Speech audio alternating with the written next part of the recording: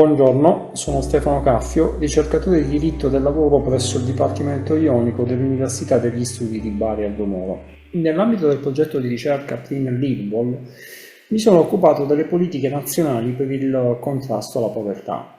Il principale obiettivo dello studio era valutare se le misure per il contrasto alla povertà messe in atto in ambito nazionale fossero effettivamente adeguate rispetto agli scopi in vista dei quali sono state introdotte.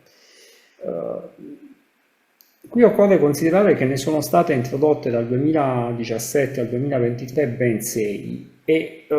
tutte caratterizzate da un tratto comune, cioè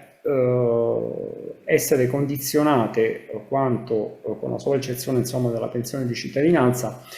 alla partecipazione attiva dei beneficiari a programmi mirati all'inclusione sociale, principalmente attraverso il reperimento di un'occupazione. Quindi sostanzialmente misure in un certo qual modo assoggettate a strumenti di condizionalità.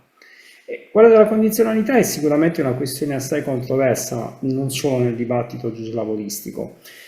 Legare il godimento di sussidi economici assistenziali alla partecipazione del beneficiario a programmi variamente denominati mirati a reincluderli nella società costituisce un onere posto a carico degli interessati che deve essere letto non in una prospettiva di scambio tra partecipazione attiva e prestazione economica a carico delle finanze pubbliche, bensì in una logica di rigenerazione della persona attraverso la rimozione di quelle cause che l'hanno condotta a vivere in condizioni di marginalità sociale. Il che peraltro è perfettamente coerente con i principi della nostra Costituzione, non a caso appunto qualificata ergocentrica. L'esistenza di fenomeni di povertà tutt'altro che rarefatti, sia pure diciamo, con significative differenze territoriali tra i gruppi, in un sistema che pone ancora il lavoro al centro dello sviluppo collettivo, della società nel suo complesso e individuale, quindi della persona, può significare che evidentemente il modello di riferimento non funziona, o perché è errato in sé, oppure perché è mal realizzato. Qual è questo modello? Il modello prescelto dai policy makers da oltre 20 anni a questa parte è quello della flex security, che è discutibile per quanto sia sul piano ideologico, è però ritenuto a torto o a ragione, sia a livello sovranazionale che a livello interno, l'unico sostenibile, il migliore, perché secondo i suoi fautori insomma, consente di coniugare le esigenze di competitività a livello globale, di competitività delle imprese evidentemente e delle economie nazionali, con l'idea di economia sociale di mercato recepita nei trattati europei. A questo punto dunque resta da interrogarsi se e perché evidentemente il modello sia mal realizzato. In linea teorica il modello della flex security affinché funzioni richiede l'esistenza di un sistema di tutele in termini di supporto reddituale nella ricerca di nuova occupazione assai efficiente, anche attraverso appunto le politiche attive del lavoro, mirando a creare le condizioni affinché l'occupazione evidentemente reperita sia anche stabile. Tuttavia, guardando al caso italiano, il nostro Paese sconta un notevole ritardo nella predisposizione di un'efficiente rete di servizi per il lavoro. Inoltre, il nostro Paese si caratterizza per altri due fattori che non sono trascurabili e che ostacolano appunto la piena realizzazione del modello. Il primo è l'elevata incidenza del lavoro irregolare, che ovviamente disattiva qualsiasi meccanismo di protezione sociale e produce effetti distorsivi sulle dinamiche della domanda e dell'offerta di lavoro. Il secondo invece è costituito da un elevato numero di soggetti, anche giovani, in possesso al più di un titolo di scuola secondaria inferiore e maggiormente concentrati nelle fasce più povere della popolazione. Sintomo evidente questo sicuramente del carattere multidimensionale e multifattoriale della condizione di indigenza, con l'effetto però anche di rendere evidente la necessità che gli interventi siano costituiti da un mix di misure che si affianchino diciamo, a quelle economiche e che garantiscono i mezzi necessari per vivere. E questo allo scopo di ridurre il rischio che queste fasce di popolazione restino condannati a svolgere lavori saltuari a basso reddito o a basso contenuto professionale, senza mai poter ambire alla possibilità di elevarsi da quella condizione, e che quindi con l'ulteriore rischio poi che questa condizione di indigenza si propaghi per via ereditaria, cioè assuma un carattere intergenerazionale. In definitiva, i sussidi economici per il contrasto alla povertà, condizionati e affiancati quindi da strumenti e misure per l'attivazione del beneficiario che versa in condizioni di marginalità sociale, sono funzionali a preservare il modello della flex security, soprattutto quando il connubio tra occupazione e reddito si interrompe, si indebolisce o anche per promuoverne semplicemente l'instaurazione. Venendo alle due principali misure adottate nel corso del periodo preso in considerazione, cioè il reddito di cittadinanza e l'assegno di inclusione a cui si affianca il supporto per la formazione e il lavoro, e dunque rispetto al modello della flex security che ne va valutata l'adeguatezza, vale a dire la capacità di svolgere la funzione che ho poc'anzi evidenziato. Quanto al reddito di cittadinanza, a distanza di un solo anno dalla sua introduzione, la misura ha dovuto fronteggiare una situazione complessa e al contempo imprevedibile, che ha pesantemente condizionato, ritardando l'attuazione della componente dei servizi, cioè quella che avrebbe dovuto costituire il principale canale di inclusione sociale e lavorativa, la parte attiva insomma della misura per intenderci.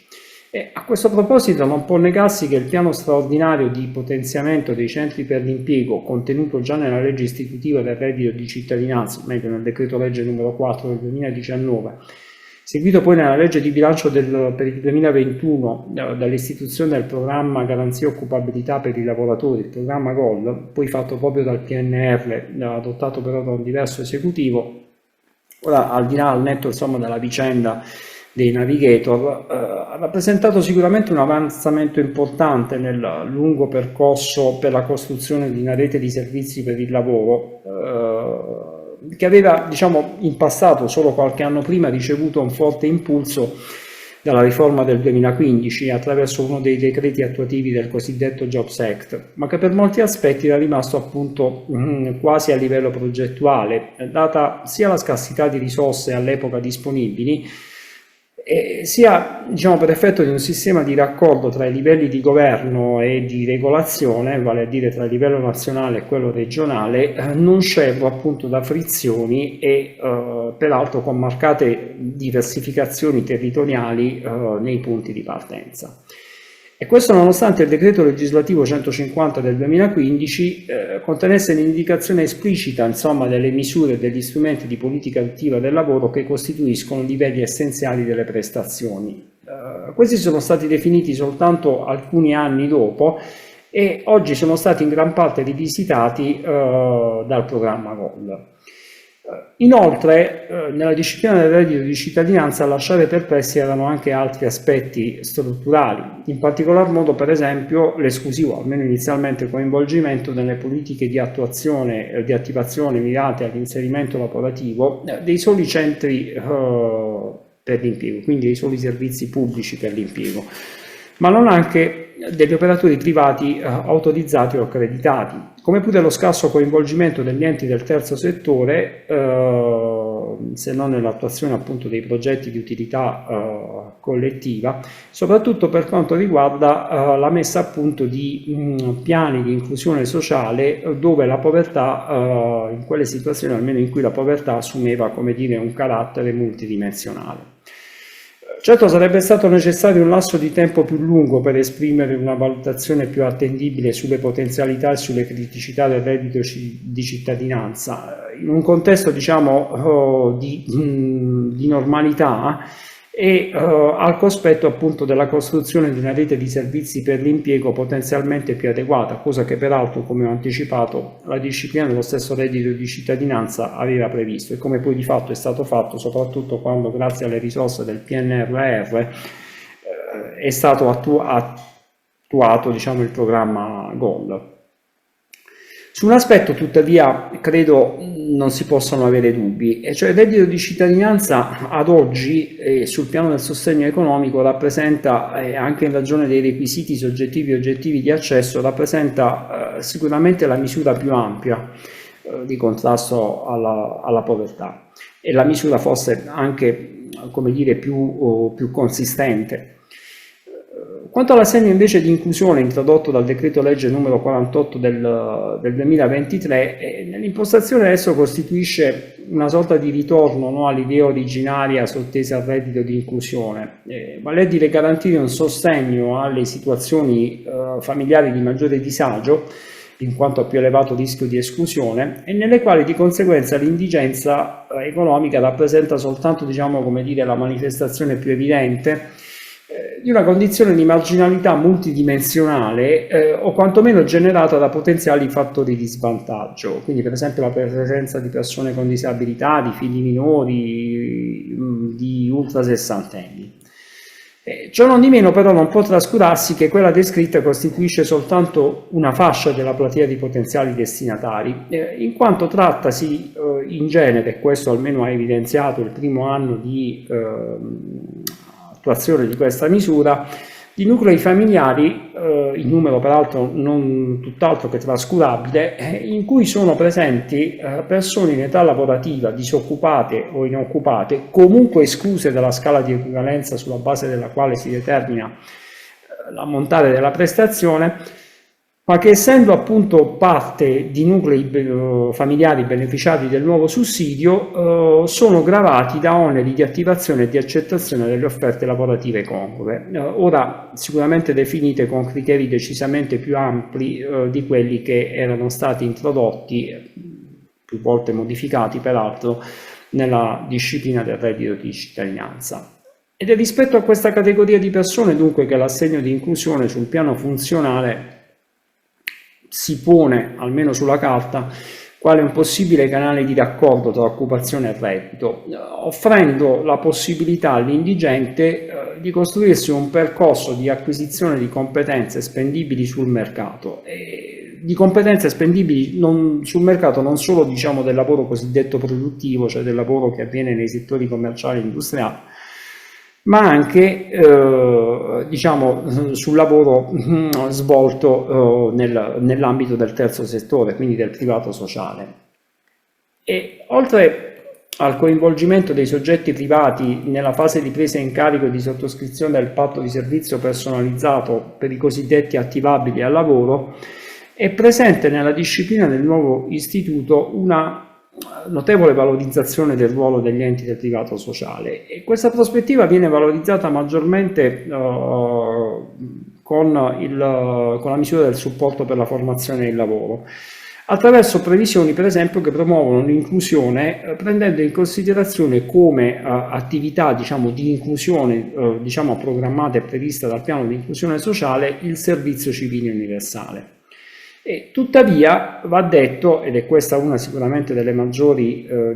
criticità, la marcata rivisitazione dei criteri di congruità delle offerte lavorative,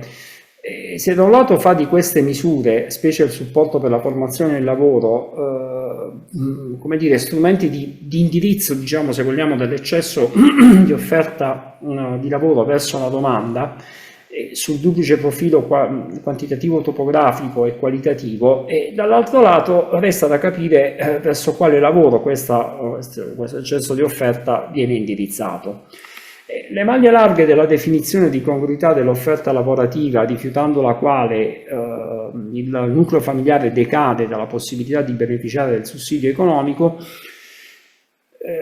espongono, diciamo, a rischio di un intrappolamento in condizioni occupazionali precarie, perché a basso reddito discontinue, tanto più se non dovesse realizzarsi un, a mio avviso, necessario raccordo tra quelle attività preordinate a incrementare o ad adeguare le competenze dei beneficiari, quindi attività formative pure, con quelle prestazioni necessarie per l'assolvimento, con quelle attività, chiedo scusa, necessarie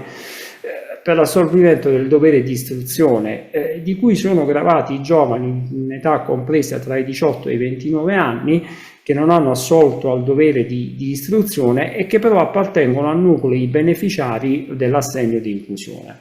Questi in sintesi sono alcuni dei risultati della ricerca che ho condotto, che è possibile consultare integralmente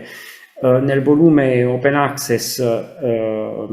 Povertà, Reddito e Occupazione, liberamente scaricabile alla pagina che ora metto in condivisione, e dunque sul sito di Adapt University Press. Grazie per l'attenzione.